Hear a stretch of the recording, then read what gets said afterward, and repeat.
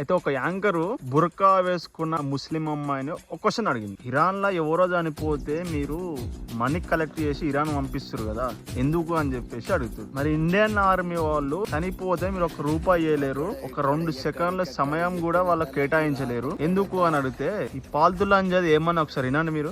क्यों करेंगे हम जो है हक के खिलाफ है, हक के खिलाफ नहीं जाते.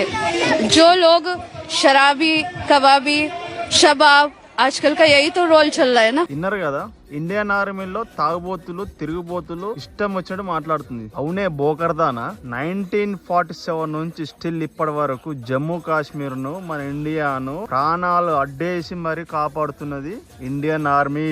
ఇండియన్ ఆర్మీ మాత్రమే.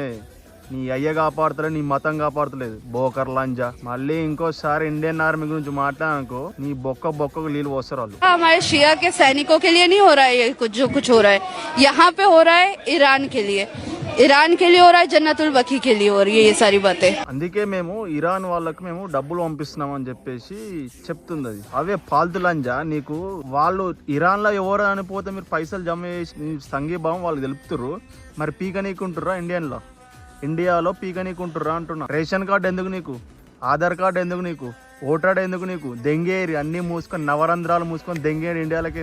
ఏం మజాకు దెంగుతుర్రా? మిమ్మల్ని అందుకే అంటారు మిమ్మల్ని పాకిస్తాన్ కుక్కలని, బోకర్ లంజా. నీకేం రైట్ ఉందో అంటున్నా ఇండియన్ ఆర్మీ గురించి తప్పుడు కూతలు కోయనీకి, తప్పుడు మాటలు మాట్లాడానికి.